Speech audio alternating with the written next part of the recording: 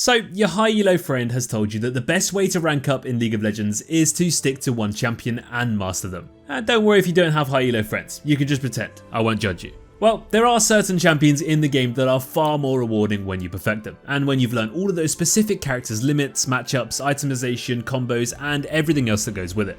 Today's video is a selection of picks that are heavily worth the time investment, and should reward you with some pretty great results if you and that champion can click. Not only are these champions worth the time investment, but they're all top choices to learn to play right now, because as we come to the end of Season 12, these champions should be pretty strong for the foreseeable future. First up, we're going to start off in the mid lane, and guess who we have first? The new Syndra. We just had to start with this recently updated champion because now is the best time to learn and master her. She has a completely different way of playing now with her scaling passive, which means she is a genuine monster in the late game. She can one-shot tanks, she can one-shot squishies, whatever it is that comes her way now with her ultimate, which executes enemies below 15% health. But it's not just her ultimate, as the extra charge on her Q is lethal when it comes to her burst damage. Plus the fact that her E stun width is enormous now, so if you get caught by that, you're probably going to be dead. Syndra plays now a bit similar to those other scaling mid lane control mages like Azir, Victor and so on, and this means she's definitely better when being played by someone who excels at being efficient and farming up really well. She has a fair few unique mechanics and tricks to learn, as well as micromanaging those spheres too, which is another way to just get better and really utilise all the potential that she has. One of the main reasons why Syndra is such a good champion to one trick and master right now though is because these changes are all brand spanking new. The champion is unlikely to drastically change now, and this means all of your time spent on her is going to be absolutely worthwhile. Next up, we're going to head into the jungle with Fiddlesticks. This champion has just had a fantastic season. He started very strong, got a little bit average towards the middle, and then dominated ever since, and he doesn't seem to be slowing down anytime soon. Now, Fiddle often has these stints of just being the best jungler in the game. It's as simple as that. And if you learn and perfect this champion, you're going to be rewarded massively when these periods of seasons come around where he's the best of the bunch. Fiddlesticks has a unique way to farm and clear the jungle, so learning this already is something to wrap your head around. But then it's all about vision control. One tricking Fiddlesticks is about playing around your ultimate and knowing exactly when and where and how you can use this ability to win you every single game. Also using those passive effigies perfectly to not only set up traps but also bait enemies into wasting summoner spells and so many other little things like that. There's not too many people that don't like having a Fiddlesticks on their team. All you gotta do is rush level 6 and get on it. As soon as you do have that ultimate, now it's time for you to abuse the map and show everyone why you've put the time into this champion. Let's go for an AD carry now, and the first one we're going to talk about is Kai'Sa. Now, she's a little bit similar to Fiddlesticks, and no, she's not a huge scary jungler with a load of crows, but she just has huge periods in seasons where she's absolutely excellent. She doesn't fly under the radar quite as much in her quiet periods as Fiddle does because she's just a really popular champion, and obviously as an AD carry you've got a lot less choice to choose from than other roles. When Kai'Sa is good though, she's picked even more often. I mean, people just love playing her, but so many people play her wrong. She always has these really weird creative builds, she always has different ways to play her, but if you can learn how to play her optimally, no matter what the season, no matter what the meta is, then you're just going to have such a massive edge over every other Kai'Sa player. She's been a little bit up and down this season with some AP builds and whatnot, but right now she's in a really good place again, and we feel like she's only going to get better heading into the new season. One thing about Kai'Sa is learning what builds are the best and why, and how and when you can use these to evolve those abilities earlier, because when she's got those abilities upgraded, she's a lot harder to beat. Kai'Sa has solid wave clear, good trading potential, fantastic burst and insanely good scaling. But it is very easy to get behind and never really pop off on her. Mastering her is all about learning those matchups, knowing how and when you can fight and understanding how you can carry by what point in the game you're at. When a good Kai'Sa gets fed, she can simply 1v9. From sniping enemies with W to diving in with her ultimate and deleting carries in seconds to kiting and weaving in teamfights and tearing through tanks. If you can master this AD carry, you're definitely going to see some pretty great results. Our next champion is a support, and of course it's Pyke. It is very difficult to make these videos about one-trickable champions and not include this incredibly unique support assassin. There's quite a few top Pyke players in high elo, and that's because if you understand and learn this champion properly, you can carry so many unwinnable games against all of the odds. You start off with some juicy kill threat in lane with your level 2 all-ins, and you turn into a clean-up carry sensation once you get to teamfights. Pyke has so many unique mechanics and interactions with his abilities, all of which you need to learn to actually perfect him. He has so many difficult matchups, so learning him is also about understanding how to win despite these bad matchups.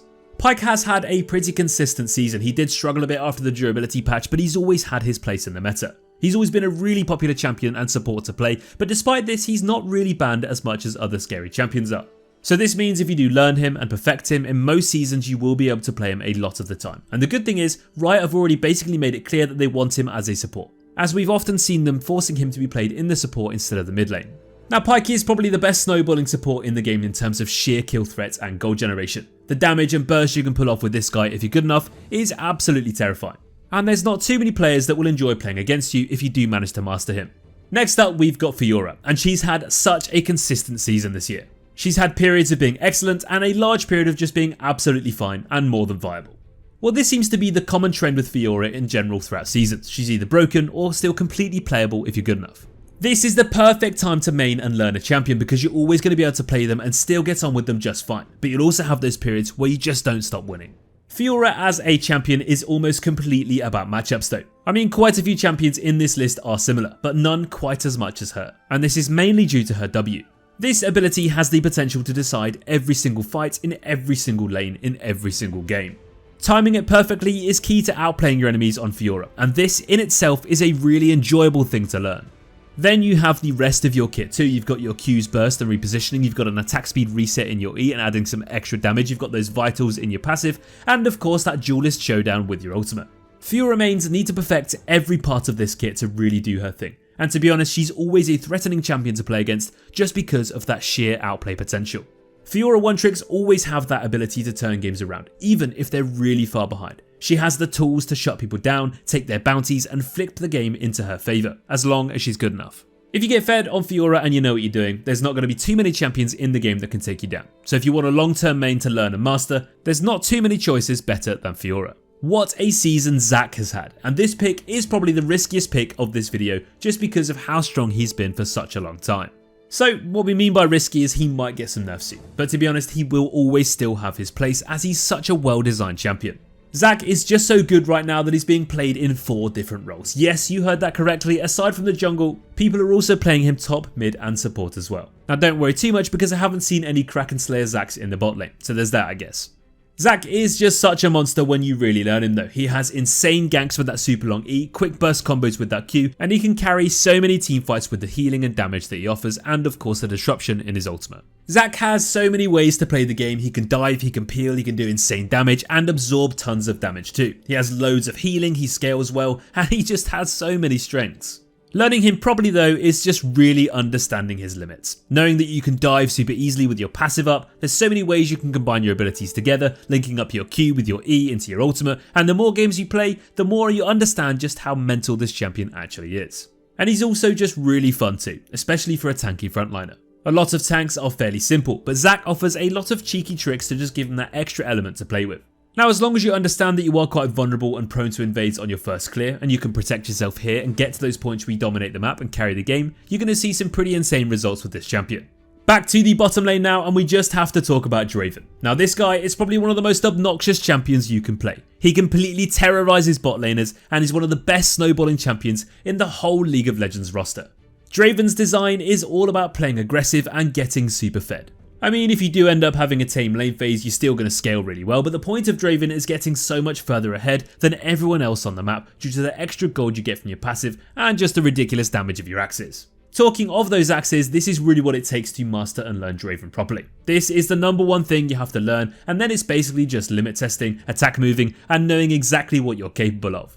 Draven has had some periods this season of being permanently banned because he was just a bit broken, but he's also had quite a periods where he's gone a bit more unnoticed. At higher ranks though, Draven has always been a menace, and the higher you go, the more people play him and the more people ban him. However, this does not take anything away from just how good it is if you can get good enough on him. There's not too many champions in that bottom lane that have the potential to solo carry and 1v9 as much as this champion. If you can get a few kills early game, you're just going to end up with 2 items by the 15-minute mark, and you're just going to walk around one-shotting anybody who tries to stop you. Talon has never really been weak. I mean, he had a monstrous season 11 that saw him as one of the best junglers and champions in the game, but now he's gone back to being what he was previously, which is a champion you don't see too often, but when you do, there are one trick who 1v9s every single time. Talon can be played as a flex pick in both the mid and the jungle, and if you learn how just ridiculous this champion's carry potential is, then you can win any game by yourself. Talon has some pretty great burst damage and some super good snowball potential too, but what it's all about is that map mobility. This makes Talon so difficult to shut down because he just gets near a wall and parkours out to safety. You can't really gank him either unless he overcommits, and 90% of the time, even if you do kill him, he's going to take someone down with it. Talon's combos and mechanics aren't actually the most complicated compared to some champions, but when it comes to limit testing, his matchup knowledge, and his ability to get in and out and around the map, this is what makes Talon mains so incredibly terrifying.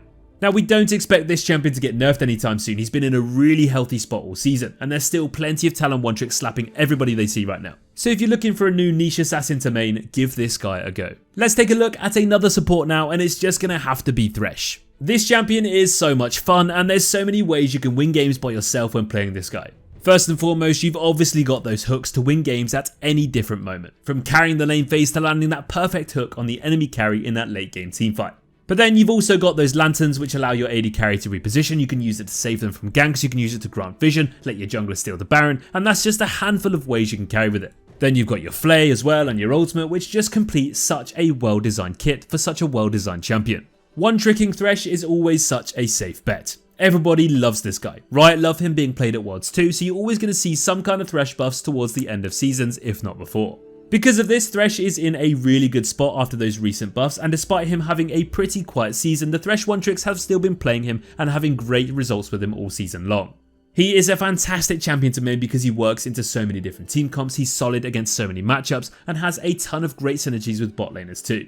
So if you are a support main, you're looking for a new champion to play, don't even bother trying anyone else until you've given Thresh a go first. Our final one-trickable champion to master as we come to the end of Season 12 just has to be Aurelia. The solo lane sensation is one that we all hear plenty of. Better nerf Aurelia has been ringing through our ears since her release all of those years ago, and despite a complete kit rework, she's still one of those champions with an insanely high skill ceiling. Maining Aurelia is a pretty safe bet. She's never going to be nerfed into the ground because far too many players would kick up such a fuss about it. She's had a fairly up and down season throughout Season 12, but now, like plenty of other champions in this video, she's in a really good spot as we come to the end of the year. Aurelia's skin expression is up there with the best in the game. I'm sure you've all seen highlights of those top Aurelia players doing the rounds on YouTube, and it really is insanely fun to see. Not so fun to play against though.